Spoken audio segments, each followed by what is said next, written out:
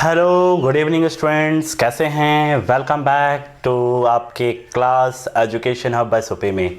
चलिए, मैं सुजीत आप लोगों के सामने आपके लिए आज हिस्ट्री क्लास 7 के लेकर के आया हूं, जो कि मेरे थोड़ी से सोच से या फिर कुछ अलग करने की कोशिश कर रहा हूं कि नीचे के क्लासेस की बच्चे की जो डिमांड्स है उनको ध्यान रखने का काम कर रहा हूं। स्टूडेंट, थोड़ा आप लोग इस बात को थोड़ा कंसिडर करिएगा, क्योंकि क्लास 7 से भी कुछ बच्चों ने अभी रिक्वायरमेंट करा है कि सर प्लीज़ हमारे लिए कम से कम कुछ ही सब्जेक्ट आप लाइए, लेकिन लाने का काम करिए। वैसे तो उनके डिमांड सारे सब्जेक्ट्स की है, लेकिन देखता हूँ किस तरह से इन चीज़ों को मैं कवर कर पाता हूँ, कितनी जल्दी सारी चीज़ों को अरेंज कर पाता हूँ, क्योंकि मैं सिंगल हूँ और सारी चीज़ों को मैं वीडियो रिकॉर्डिंग करना, एडिटिंग करना, इवन सारी चीज़ें जो आप समझते हो अपलोडिंग से लेकर के सारे आपके नेल थंब बनाना है ना, थंबनेल बनाने का जो काम होता है, ये सारी चीज़ें जो है ना मुझे खुद करना पड़ता है। तो आप अंदाज़ा लगा सकते हो कि कितना ज़्यादा इसमें वर्क हो रहा है। तो ऑब्वियसली ये टाइम टेकर होगा, फिर भी मेरे टाइम बाउंडेशंस पे कोई कमी नहीं होने वाली है और कोशिश होगी कि अब सितंबर 15 के बाद लगातार जो है हर एक क्लास की वीडियो मैं प्रोवाइड करने के काम करूँ। 15 के बाद जो भी आपका टाइम ड्यूरेशन होगा, एक सर्टेन टाइम में क्लास टेकन का जो टाइमिंग होगा वो मैं सारे आप लोगों को डिटेल शेयर कर दूंगा। तो चलिए, आज क्लास 7 के साथ मैं आपको बताना चाहूँगा, आज जो चैप्टर में हिस्ट्री 1 लेकर के आ रहा हूँ वो चैप्टर का नाम है व्हेन, वेयर एंड हाउ। कब, कहाँ और कैसे। इसकी जो क्लासिफिकेशंस हैं हम लोग उसको अच्छे से देखेंगे, उसके अंदर मैं किन किन चीज़ों को हम लोग अच्छे से पढ़ने वाले हैं वो हम लोग देखने वाले स्टूडेंट्स। तो मैं आप लोगों को बताऊं कि इसके अंदर में हिस्ट्री को हम लोग बांटेंगे 3 भाग में और 3 पार्ट्स के जो इसकी एंशियंट, मिडिएबल और जो मॉडर्न टाइम है उनके पीरियड्स को जानने का काम करेंगे कि इस टाइम में क्या खास चीज़ें हो रही थी। ओके, नेक्स्ट टाइम पे हम लोग देखेंगे इसके बाद जो है वो significant event that shaped the history of medieval India. And next topic होगा the many names of the Indian subcontinent. And last topic जो होने वाला है, इसके बाद बहुत से ऐसे टॉपिक्स हैं, लेकिन क्या है कि कुछ मेन टॉपिक्स में से मैं बात कर रहा हूँ, की sources of medieval India, Indian history. उसका बहुत सारे डायग्राम्स है जिसको मैं बहुत अच्छे से बहुत से डायग्राम्स का मैं इसको डील करने की कोशिश करूंगा। आप लोगों को मैं उम्मीद करता हूं कि आज से क्लास 7 के बच्चे जो होंगे आज से मेरे चैनल में जुड़ना स्टार्ट करेंगे। एटलीस्ट जिन बच्चों ने डिमांड किया है वो तो रहेंगे ही, साथ में उनके कलीग्स, उनके रिलेशंस वाले जो भी हैं इनसे कनेक्ट हो पाएँ।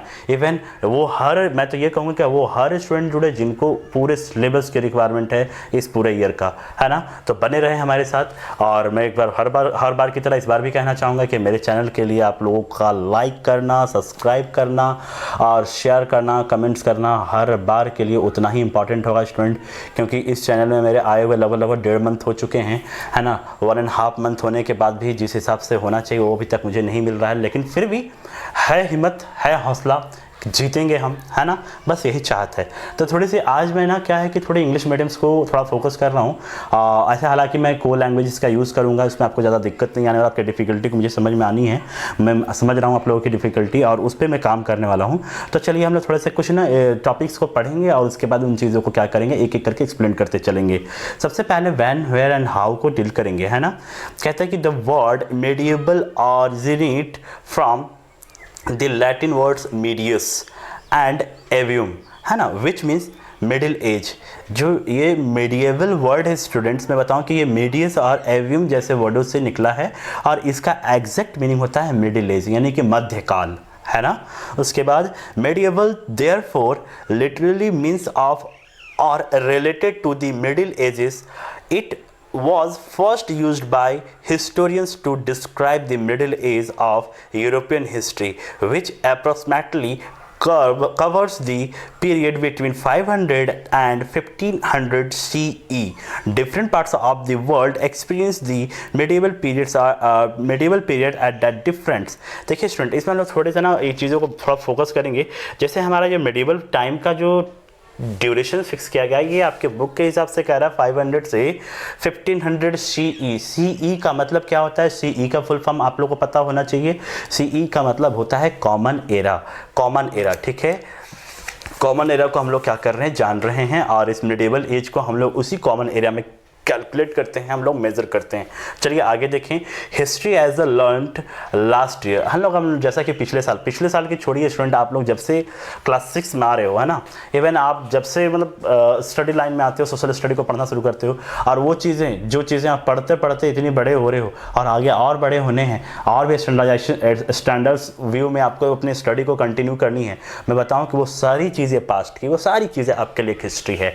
दैट मीन्स क्लास 6 में जो आपने पढ़ा वो क्लास 7 के लिए आज जब आप वहाँ पे क्लास 7 में आते हो तो क्लास 7 की जो आपने जो पढ़ाई करी है वो 7 में 6 की पढ़ाई का एक हिस्ट्री रिकॉर्ड आपके सामने होता है। मीन्स क्लास 6 की पढ़ाई 7 क्लास में आते ही आपकी क्या हो जाती है, वो 6 क्लास आपका पास्ट हो जाता है। और पास्ट मीन्स ही होता है हिस्ट्री, है ना। यानी कि प्रीवियस टाइम में लाइवली तरीके से जिन चीज़ों को पढ़ते हैं हम उन चीज़ों को उसी तरह से लेने का काम करते हैं, फील करते हैं, दैट इज़ कॉल्ड हिस्ट्री। ठीक है ना। आगे देखते हैं कि इसके अकॉर्डिंग क्या है ना, बुक के अकॉर्डिंग क्या कहता है। क्योंकि देखिए क्लास 7 है और इसमें बहुत ज़्यादा डिटेल्स में मुझे जाने की ज़रूरत नहीं है ना। क्लास अगर अपर स्टैंडर्ड रहती, ज़्यादा अगर हाइक तो मैं उस पर थोड़ा सा एक्सप्लेनेशन एक्स्ट्रा देता, लेकिन फिर भी कोशिश करूँगा छोटे छोटे डीलिंग्स के साथ आपको इन चीज़ों को लेता चलूँ। कहता है कि जो हमारा जो ये हिस्ट्री है ना, इसको 3 भाग में इन्होंने बांटा है, 3 पीरियड्स में डिवाइड किया गया है। जो मैंने आपको तुरंत बताया था एंशिएंट पीरियड, जिसका सेशन है 3500 यानी कि 3500 BCE टू 700 CE। आप यहाँ पे देखिए सर, BCE क्या है, एक क्वेश्चन आपके मन में आना चाहिए। BCE का मतलब है बिफोर कॉमन एरा, है ना। एक लाइन मैं इसको थोड़ा सा डिस्कस करूंगा स्टूडेंट, BC और CE में क्या डिफरेंस है। तो बताऊं कि बहुत लोगों को ये पता होगा कि जो BC और CE है, इसको ऐसे आफ्टर जो birth of after death of Jesus Christ और before birth of Jesus Christ, है ना। इसको आप ऐसे भी कंसिडर कर सकते हो। लेकिन अभी के टाइम में जो हम लोग CE देख रहे हैं, अभी लेटेस्ट वर्जन है, हालांकि इसको AD भी माना जाता है। AD का मीन, उसका अगर फुल फॉर्म पूछोगे कि AD क्या होता है तो बताऊं एनो डोमिनी, है ना। यानी कि हिंदी में इसको ईस्वी कहते हैं और BCE को ईशा पूर्व कहते हैं। यानी कि जो बैकवर्ड काउंटिंग होती है वो आपका चला जाएगा BCE में, और जो फॉरवर्डेड काउंटिंग लाइक 2005, 2006, 2017 करते करते करते करते 2020, ऐसा जो भी है ये सीक्वेंसली 1 बाय 1 प्लस होता चला जाता है। ये क्या होता है आपका AD या फिर BC। ओके, आई होप कि आप लोग इस कंसेप्ट को समझ गए होंगे। एंशिएंट टाइम की बात करा जा रहा है आपके बुक के अकॉर्डिंग। कहता है कि from the time when humans learn to write around 3500 BCE to 700 CE, around the time when Harshavardhana died, जब हर्षवर्धना का डाइड था तब का ये टाइम माना जाता है। एंशिएंट हिस्ट्री के नाम से या एंशिएंट पीरियड के रूप में इसको मेजर करा गया है। अब हम बात करेंगे मिडिवल पीरियड की। मिडिवल पीरियड किसे कहते हैं, आप लोग भी जानना चाहोगे ना। बिल्कुल, चलिए पहले जानते हैं हम लोग क्या है ये। तो बताऊं कि 700 CE टू 1700 CE का जो टाइम है ना, कहता है कि the sub establishment of British rule in India. जब तक की हिस्ट्री देखिए, यानी कि तब तक की हिस्ट्री आप देखिए, जब तक ब्रिटिश एम्पायर आती है तब तक को हम लोग मिडिवल हिस्ट्री में काउंट करते हैं। और वो ईयर मेजर किया गया है 700 से 1700 ईयर्स, है ना। या CE तक के जो पीरियड है उसको मिडिवल हिस्ट्री या मिडिवल पीरियड के नाम से हम लोग जानते हैं। और जो अभी के टाइम में हम लोग जानते हैं सबसे फेमस हिस्ट्री है, या हिस्ट्री का मेन पार्ट अभी आप लोग जो जानते हो करंटली में, या जिन चीज़ों के जानने की आपकी इच्छा बहुत ज़्यादा होती है, वो है मॉडर्न पीरियड। और इसकी पीरियड के ड्यूरेशंस क्या हैं, तो 1700 CE टू 1947, यानी कि तब से जब आपका यहाँ पे ब्रिटिश ईस्ट इंडिया कंपनी होती है तब से लेकर के जब हमारा देश आज़ाद होता है तब तक के सेशन को modern era, modern period, modern history के नाम से कैलकुलेट किया गया है।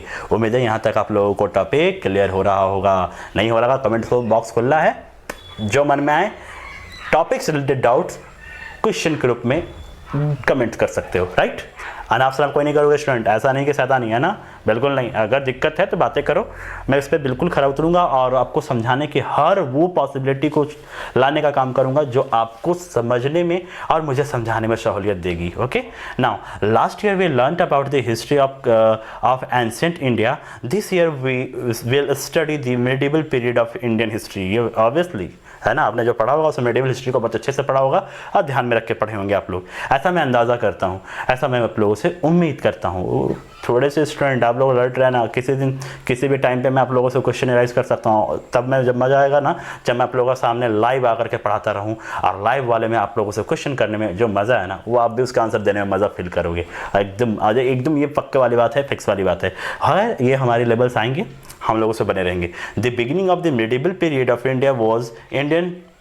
India was marked by political instability. After Harshvardhana's death in 647 CE, his empire broke up into several warring kingdoms. आपको बताऊं कि जब तक हर्षवर्धना का डेथ होता है तब तक के काल को हम लोग जो राजाओं का उस समय का जो लड़ाई झगड़ा का काल माना जाता था ना, वो उस टाइम तक लड़ाई झगड़ा का जो कंसर्न था या एरिया पे कैप्चर करने का या अपना स्प्रेडिंग जो पार्ट होता था, तो कुछ इसी यानी कि लड़ाई झगड़ा अपने पावर को दिखा करके क्या करते थे लोग, अपने पावर्स के बलबूते पे अपने एरिया में क्या करते थे, कब्जा करते थे और वो उस एरिया के मालिक हुआ करते थे, ऐसा कर सकते हैं।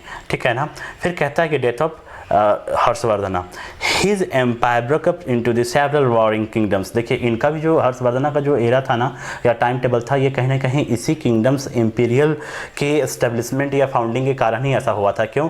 क्योंकि आप देखते हो कि जब भी कोई दो राजा लड़ेगा तो एक हारेगा और जो हारेगा उसका साम्राज्य क्या होगा, जीतने वाला राजा जो होगा अपने साम्राज्य में मिला लेगा। तो ऐसी स्थिति में वो साम्राज्य जो हारा, जो राजा हारा, उसकी सारी जनता, उसके सारे प्रॉपर्टी, उसके सारी एरिया पे कब्जा जो होगा वो विनर किंग के हाथ में चला जाएगा। ठीक है।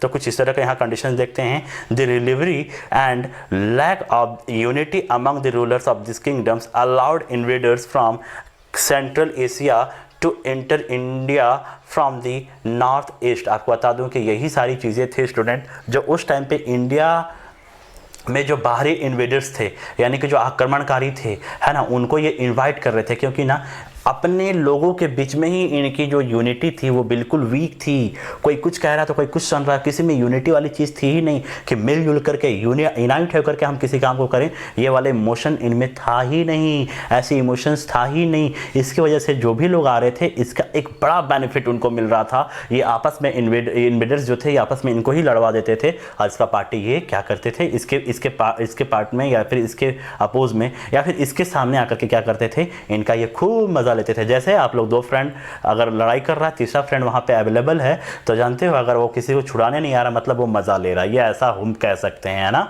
मतलब ये है कि वो क्या करेगा, दोनों को पिन मारेगा कि अरे तेरे बारे में वो तो ऐसा कह रहा था यार, और उसके बारे में जब जाएगा उसके साइड दूसरे साइड वाले पे तो बोलेगा यार वो तो तेरे बारे में ऐसा कह रहा था, और जब दोनों आपस में तू ऐसा बोला क्यों करके जब फाइट करेंगे तो क्या करेगा, मज़ा लेगा।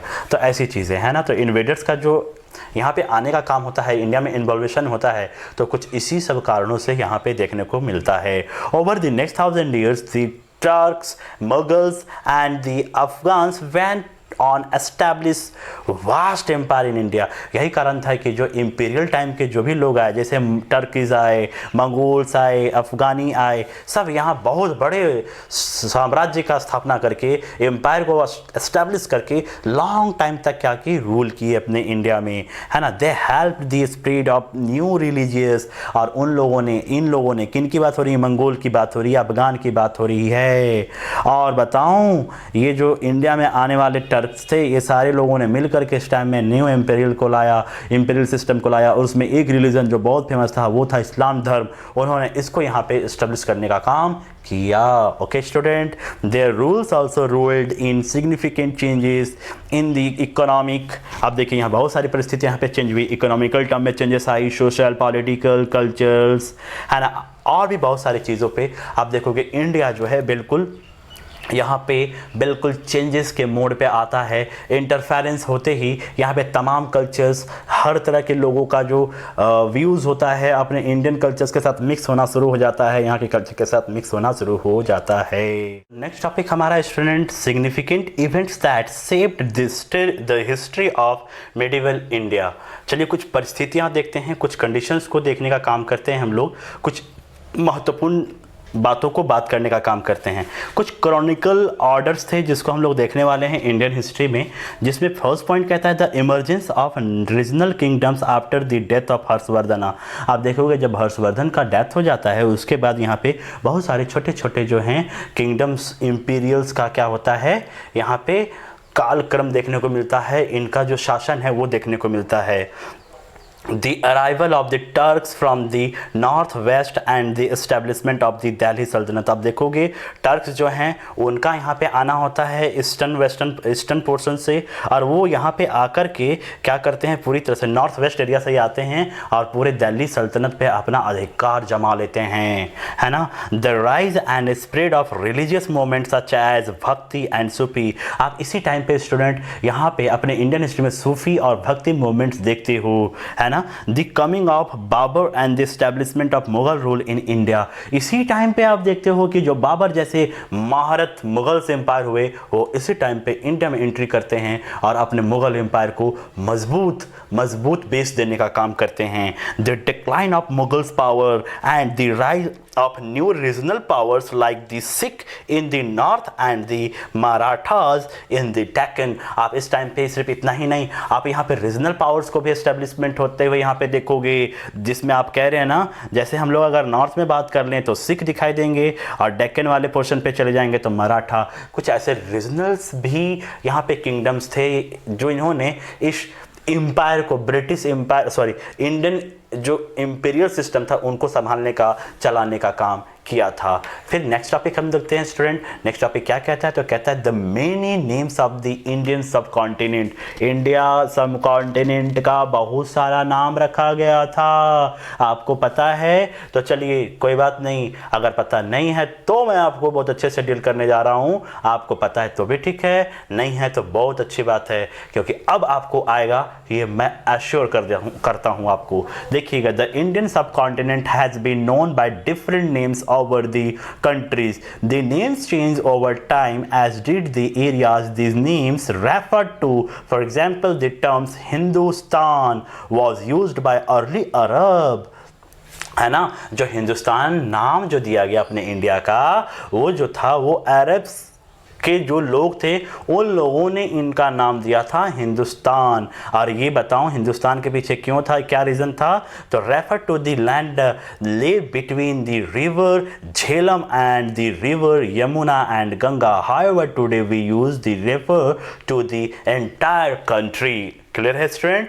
द फॉलोइंग टेबल लिस्ट, जैसे आपके नीचे कुछ टेबल्स दिए गए हैं, उसमें आपको पर्टिकुलर नेम, उसके बाद उसके रेफरेंसेस और उसके मीनिंग को शो करने का काम किया है आपकी बुक ने। ये बहुत अच्छा टेबल है ना, बढ़िया टेबल। चलिए मैं एक बार एक्सप्लेन कर देता हूँ।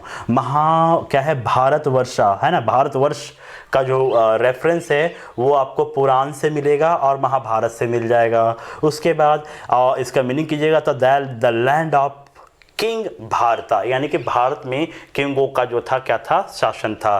फिर दूसरा नाम हिंदुस्तान का या इंडिया का, अपने इंडिया का, प्यारे इंडिया का क्या है, तो आर्यवर्ता है ना। इसका रेफरेंस है classical Sanskrit text such as the Manusmriti and the Vashishtha Dharma Sutra, इससे ये लिया गया है ये रेफरेंस। और मीनिंग अगर देखा जाए क्या है ये आर्यवर्त का मीनिंग, तो the land of the Aryans, यानी कि नॉर्थ इंडिया और the expanse between the Vindhyas and the Himalayas, ये इसकी मीनिंग हो गई स्टूडेंट। फिर है हिंद या हिंदुस्तान, हिंद या हिंदुस्तान, ठीक है। हिंदुस्तान का जो रेफरेंस है वो लिया गया है Persian and Arabic literature of the medieval period. इसकी मीनिंग की बात करें, the land of the Hindus, ये हिंदुओं की जन्मभूमि है।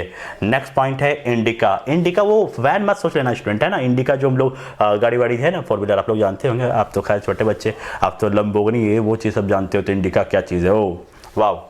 नाउ इसके जो रेफरेंसेस है वो क्या है, India written by ancient Greek historian, जो आपके सीटियास थे उनके द्वारा ये लिखा गया था, has references to the river Indus and surrounding areas. और इसकी मीनिंग की बात करेंगे तो होगा ऑफ इंडिया, भारत का। तो ये हुआ इसका पूरा टेबल का संस्करण आपके सामने। उम्मीद है अब ये टेबल जो आप पढ़ोगे तो मुझे याद करोगे, क्योंकि बहुत ही इजी तरीके से मैंने आपके सामने से रखने का काम किया है। आप लोग उम्मीद है पढ़ते पढ़ते वीडियो देखते देखते इन चीज़ों को याद भी कर लिए होंगे। नाउ कहता है की sources of medieval Indian history. कुछ की सोर्सेज देखते हैं। कहता है last year we learned about the sources of ancient Indian history. The history of medieval Indian has also been reconstructed by historians with the help of various sources. These sources can be broadly categorized into 2 groups. Number 1 archaeological sources and second literary resources. देखिए यहाँ पे आपके सामने इस diagram को मैंने बना रखा है स्टूडेंट, आप लोग देख सकते हो। यहाँ पे सोर्सेज है, आर्कोलॉजिकल है एंड लिटरेरी में है आपका इंस्क्रिप्शंस, मैन्युस्क्रिप्ट्स एंड बुक्स। अब देखेंगे अगर आर्कोलॉजिकल को डिवाइड किया करने की बात तो उसको 3 पार्ट्स में डिवाइड किया गया है, 3 भाग में। फर्स्ट है मॉन्यूमेंट्स एंड बिल्डिंग्स, सेकेंड है आपके क्वाइंस और थर्ड है आपका पेंटिंग एंड स्कल्पचर्स। उसी तरह से जब हम बात करेंगे क्या है आपका लिटरेचर, है ना, लिटरेरी रिसोर्सेज। तो लिटरेरी रिसोर्सेज से अगर हम बात करें तो इसके भी कुछ क्लासिफिकेशन है। पहले आप जान लीजिए कि लिटरेरी रिसोर्सेज में किन चीज़ों को शामिल किया जाता है। तो इंस्क्रिप्शंस हो गए, मैन्युस्क्रिप्ट्स हो गया और बुक्स हो गया, इन चीज़ों को हम लोग किन में शामिल करते हैं, लिटरेरी रिसोर्सेज में। तो लिटरेरी भी 3 पार्ट्स में डिवाइडेड है। Number 1 chronicles bye court historians, next travellers and last है बायोग्राफीज एंड ऑटोबायोग्राफीज। तो मैं आप लोगों को पहले बायोग्राफी और ऑटोबायोग्राफी के बारे में बता दूं क्या? नहीं, ऐसा करते हैं ना, जब टॉपिक आएगी तब डिस्कस करेंगे, पक्के से बने रहिए हमारे साथ, आपको पक्के से मैं सारी चीज़ें बताऊंगा, confirm, no doubt about it. Okay student, now पहले देखते हैं आर्कियोलॉजिकल सोर्सेज। आखिर ये आर्कियोलॉजिकल सोर्सेज हैं क्या? कहता है archaeological sources include all physical remains of the past such as coins, monuments, buildings, sculptures, painting, tools and musical instruments which help historians reconstruct that period. Those are the vital importance of historians. मतलब जिन चीज़ों से आज हम पिछले time यानी कि past time के हिस्ट्री को जानने में as a resource, as a source use करते हैं, वो सारी चीजें किस में आती हैं? तो आर्कियोलॉजिकल रिसोर्स में, आर्कियोलॉजिकल सोर्स में काउंट की जाती है। भाई आप बोलोगे सर क्या क्या काउंट करते हैं, आप तो कुछ भी बोल कर निकल गए, हम कैसे माने? तो लीजिए स्टूडेंट, आप सुनिए, आपके बुक कहते हैं कि आर्कियोलॉजिकल सोर्सेज जो है वो आपके क्वाइंस हो गई, मॉन्यूमेंट्स, बिल्डिंग्स, स्कल्पचर्स, है ना, पेंटिंग्स, टूल्स, म्यूजिकल इंस्ट्रूमेंट्स, वगैरह वगैरह जो आप लोग सब जानते हो, है ना। तो ये सारी चीजें क्या है? आपके आर्कियोलॉजिकल सोर्सेज के पॉइंट हैं, पार्ट्स हैं। नेक्स्ट पॉइंट हम देखेंगे, इसके सेकंड पॉइंट्स में आएंगे तो क्वाइंस की क्या इंपॉर्टेंस है देखे जरा। कहता है several coins issued by ruler of medieval India have been found by archaeologist. Coin can tell us about the rulers who issued the coins, the dates during which they ruled, the state of the economy, the symbols of their dynasties at the time, at times even the extent of the empire. The study of coins are called numismatics.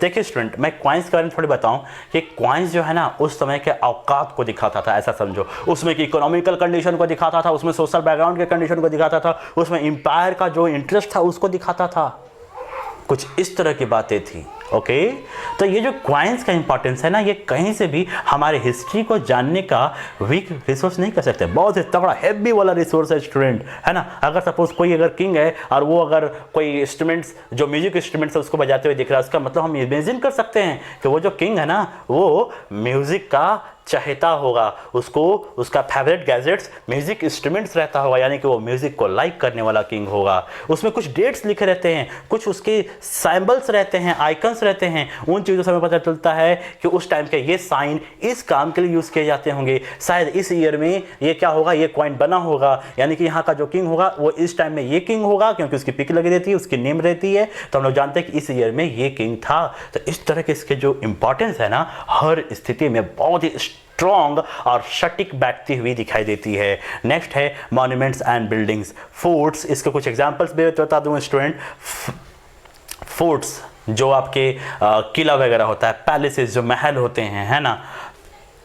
Next अगर आप बात करें तो Tom तो समझते होंगे, Tom है ना, जो मकबरा जैसा चीज़ होता है ना, जहाँ डेड बॉडी को जो मुसलमान इस्लाम धर्म के जो लोग होते हैं ना, वो अपने डेड बॉडी को उसी में क्या करते हैं, मकबरे में पैक कर देते हैं, उनको वहीं पे दफनाते हैं, है ना। और वैसे बिल्डिंग जो पूजा पाठ करने के लिए वो यूज़ करते थे मेडिवल टाइम में, है ना। कहता है कि इसका एक बहुत बेहतरीन बेतहासा एग्जाम्पल आप कह सकते हो ताजमहल, है ना।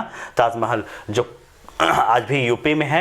स्टूडेंट बहुत लोग ताजमहल को लेकर के कंफ्यूज रहते हैं, खास करके छोटे बच्चे, उनको लगता है कि ये जो ताजमहल है वो दिल्ली में है। नहीं स्टूडेंट, ये यूपी में है ना, लगभग बॉर्डर के पास है दिल्ली के, लेकिन फिर भी वो यूपी में है, ठीक है ना। तो इसलिए आगरा का ताजमहल जो है आपका कहाँ पे है, यूपी, याद रहेगा। ओके, नाउ नेक्स्ट है, ऐसे बहुत सारे एग्जाम्पल्स है स्टूडेंट, है ना। कुतुब मीनार हो गया दिल्ली का, है ना, जामा मस्जिद हो गया, कुछ ऐसे एग्जाम्पल्स है जो उस टाइम के बहुत अच्छे एग्जाम्पल के रूप में आपके सामने रखी गई है। नेक्स्ट पॉइंट हमारे पास है paintings and sculptures.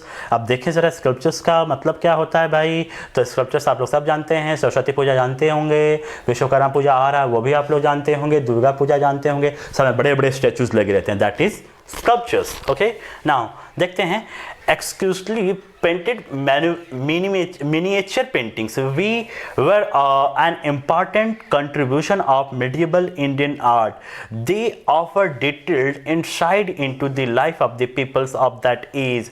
Sculptures were made of stones, wood or bronze. Bronze statues created during the rules of the Cholas in 10th century CE are particularly well known as. आप देख सकते हैं student कि 10th century, अगर 10th century के आसपास अगर बात करें तो कुछ ऐसे चोलाज रूलर्स के टाइम में कुछ पेंटिंग्स मिली है, स्टैचूज मिली है ना, या फिर इस टाइम में जो भी मिनिएचर पेंटिंग्स हैं वो लाजवाब हैं, बिल्कुल आज भी आपको लगे कि मानो ये आज की पेंटिंग है, इतनी फ्रेश तरीके से वो बनी हुई है। अगर बात करें अगर स्टैचूज की, तो स्टैचूज इतनी फर्निश्ड है, इतने अच्छे तरीके से नक्काशी की गई है, कटिंग छटिंग की गई है, बॉडी शॉडी समझते हो ना, मतलब जो भी बॉडी स्ट्रक्चर जो तैयार किया गया है, जो उसकी एक्टिविटी है, मूर्ति में बनी हुई है ना, वो बहुत ही बेहतरीन तरीके का है स्टूडेंट। तो आप इससे इस टाइम के लोगों के जो थिंकिंग लेवल थे उसके बारे में आप अंदाज़ा लगा सकते हो कि कितने स्ट्रांग थे वो, है ना, कितने अच्छे स्थिति में थे कि इन चीज़ों को वो उस टाइम पे कर पाते थे और आज के टाइम में हम इन चीज़ों को कर रहे हैं construct. Okay, now next point हमारे पास है लिटरेरी रिसोर्सेज के बारे में। हम लोग देखते हैं during the medieval period India witnessed a significant rise in the number of and variety of written records, while a great many of them have been lost or destroyed over the years. हालांकि ऐसा देखा जाता है ऐसे बहुत सारे literary resources जो काफ़ी समय पहले ही बर्बाद हो चुके हैं, फिनिश हो चुके हैं स्टूडेंट, है ना। कहता है कि सम बुक्स, जैसे कुछ बुक्स की बात कर ले, मैन्युस्क्रिप्ट्स है ना, जो हैंड रिटन डॉक्यूमेंट्स के रूप में जिसको हम कह सकते हैं। मैन्युस्क्रिप्ट्स का मतलब होता है जो हैंड रिटन हुआ करता था बुक, और इनक्रिप्शंस जो writing on hard surface like rocks, stones and metal. अब बात करें सर इनक्रिप्शंस कैसे कहते हैं, तो आप लोग काफ़ी चले जाइए सन टेम्पल कोणार्क का, आप जाइए वहाँ पे देखिए पूरा वॉल पे ही क्या हुआ है, टेक्स्ट किया हुआ है, बहुत सारे स्टैचूज को वहाँ पे एक इवेंट वाइज किया गया है, डेकोरेट किया गया है, तो वो सारी चीज़ें किस में आएंगी, इंस्क्रिप्शंस में आएंगी, है ना। और इसके एग्जांपल सिर्फ इतना ही नहीं है, रॉक्स है ही है, स्टोन्स भी हैं, मेटल्स भी हैं स्टूडेंट। ओके, तो इसका लाइव एग्जांपल आप देख सकते हो, लाइव। नाउ कहता है the text were written on a wide society of material including rocks, metals, plate, palm leaves, birch tree bark, clothes, bamboos, leaves and papers. कुछ इसके ये लिटरेरी रिसोर्सेज के अच्छे एग्जाम्पल्स हैं। चलिए देखते हैं chronicles by court historians. A chronicle is a written records of historical events. अब देखिए क्रॉनिकल्स में क्या चीज़ें हैं, तो जो रिटन वे में जो रिटन एविडेंस हमारे पास आज अवेलेबल है स्टूडेंट, बुक के रूप में जो रिसोर्स है, वो हमारे पास जो रिकॉर्ड्स हैं उनको हम क्रॉनिकल्स में रिकॉर्ड को काउंट करते हैं, क्रॉनिकल रिकॉर्ड्स के रूप में। And as in the ancient period, rulers of the medieval period too had court historians who kept detailed record of the events during the rulers' reigns. These chronicles are a resources of information for historians. जैसे मैंने पहले बता रखा है, ये बहुत ही अच्छी rich class की रिसोर्सेज मानी जाती है जो उस टाइम के हिस्टोरियंस के द्वारा रची गई, लिखी गई, और वो आज भी अवेलेबल है एविडेंस के तौर पे। उस टाइम पे जो चीज़ें तमाम लाइव तरीके से हो रही थी, उन चीज़ों को रिकॉर्ड बना करके रखने का काम किया गया था, ये आपका क्रॉनिकल्स रिकॉर्ड के रूप में। ओके, नाउ देखते हैं आगे। कहता है कि they are not always reliable as the court historian often noted only the positive aspects of the rulers reigns and overlooked the negatives. Some of the important chronicles of medieval Indian history are, number 1, जैसे बहुत सारे आपके book में दिए हैं, राजतरंगिणी है student, जो जिसके ऑथर हैं कलहंस, है ना, लैंग्वेज संस्कृत थी और ये 12th सेंचुरी में लिखी गई थी, सब्जेक्ट थी और हिस्टोरिकल अकाउंट ऑफ कश्मीर। इसी तरह से पृथ्वीराज रासो द्वारा चंद बरदाई था, लैंग्वेज उनकी थी संस्कृत, 12th सेंचुरी में लिखी गई। An account of the life and times of king Prithviraj Chauhan, ये इसके सब्जेक्ट हैं। इसी तरह से और भी हैं जो आप लोग अपने बुक में जो आपके वो टेबल बने हैं ना, उस पर विजिट कर लीजिएगा। ओके, मैं एक दो बता दिया। नाउ नेक्स्ट एग्जांपल है बायोग्राफीज एंड ऑटोबायोग्राफीज। देखिए स्टूडेंट, बायोग्राफीज वो इवेंट जो किसी के लाइफ में हुआ और उसके बारे में किसी ने लिखा, बायोग्राफी। ऑटोबायोग्राफी, मेरे लाइफ में इवेंट हो रहा है, इंसिडेंट हो रहा है, उन सारी चीज़ों का रिकॉर्ड मैं खुद रख रहा हूँ, खुद रिटन वर्क में, तो ऑटोबायोग्राफी यही पार्ट हो गया। ठीक है, तो उम्मीद है आप लोगों को बायोग्राफी और ऑटोबायोग्राफी का डिफरेंस पता चल गया होगा सिर्फ एक लाइन में। Okay, now biography is an account of person's life written by someone else, जैसा मैंने अभी आप लोगों को बताया। And autobiography on the other hand is a life story as written by the person themselves. Biography and autobiography of the rulers and the medieval age are known and are an important sources of historical information. इनका ही बहुत अच्छा role है अपने history को जानने के लिए student, है ना, बायोग्राफी और ऑटोबायोग्राफी का। दी फॉलोइंग टेबल्स, आप लोग टेबल को देख सकते हो कि जो टेबल्स हैं उसमें बहुत सारे ऐसे ऐसे रिसोर्सेज आपके बुक ने अवेलेबल करा रखे हैं, जिसमें मैं एक आध बता दूं, जस्ट लाइक अकबरनामा, जिसके ऑथर थे अबुल फजल, और लैंग्वेज था इनका, जो अबुल फजल जिस लैंग्वेज में इस बुक को रचा था, लिखा था, उस लैंग्वेज का नाम था पर्शियन, और ये 16th सेंचुरी में लिखा गया था स्टूडेंट। और सब्जेक्ट क्या था? तो biography of the Mughal emperor Akbar के बारे में बायोग्राफी रखी गई थी। चलिए कुछ हम लोग आगे के पॉइंट्स को थोड़ा सा हम लोग देखने का काम करेंगे स्टूडेंट, है ना। इसमें मैं ये बताने का काम करेंगे जो ट्रैवलॉग थे, है ना, जिनका बड़ा खासा रोल रहा है अपने इंडियन हिस्ट्री में, मैं थोड़ी उसके विषय में बात कर लूँ स्टूडेंट। कहते हैं several foreign travelers visited India during the medieval era as pilgrims. Students, the royal ambassadors, the traveler have proved to be of immense importance of reconstructing the history of medieval India. They wrote at length about the kingdoms they visited, the respective administrative systems, and the lives of the common people. The following tables listed some their travelers. देखेंगे जो कुछ हमारे, ऐसे मैं आप लोगों को बता दूं कि जो हमारे जो ट्रैवलर्स रहे हैं, जो दूसरे देशों से आकर के अपने देश में अपनी हिस्ट्री के बारे में अपनी बुक में लिख करके ले गए, अपने बुक को उन्होंने दूसरे देशों में चलाने का काम किया, अपने देश में छोड़ने का काम किया। ऐसे बहुत सारे एविडेंस रहे हैं जो ट्रैवलर्स के थ्रू हमारे कल्चर्स को बाहर से ला करके मिक्स करने का काम किया गया, और बाहर अपने कल्चर को बाहर ले जा करके उनके कल्चर में मिक्स करने का काम किया गया। इसमें ट्रैवलर्स का बहुत बड़ा रोल है स्टूडेंट। उनके ही कारण से हमारे यहाँ जो कल्चर्स कस्टम्स हैं कुछ चेंजेस आने का काम हुआ, है ना, और हमारे ही कस्टम्स जो उनको अच्छे लगे, हमारे ट्रेडिशन जो उनको अच्छे लगे, उन्होंने अपने कंट्री में ले जा करके उनको रखने का काम किया। तो ये बहुत ही अच्छी टर्म है ना। जैसे तुज़्क ए हिंद, जिसके ऑथर हैं अल बरूनी, और लैंग्वेज है अरेबिक, डेट जो है लगभग 11th सेंचुरी है, और सब्जेक्ट था an in depth study of life in India including religion, history, geography, geology, science and mathematics. तो इस तरह की बातों को यहाँ पे शामिल करने का काम किया गया है।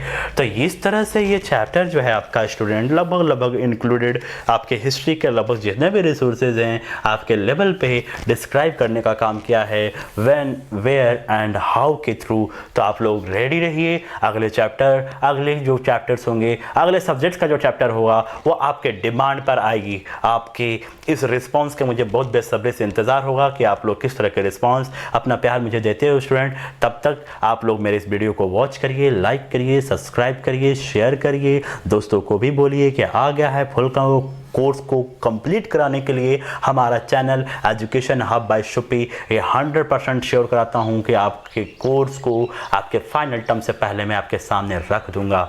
ठीक है स्टूडेंट, चलिए बहुत हुई, पढ़ाई बहुत हुई, आप थोड़े से रिलैक्स मोड की ओर चलें, अपने अपने काम में चलें। Bye bye, see you.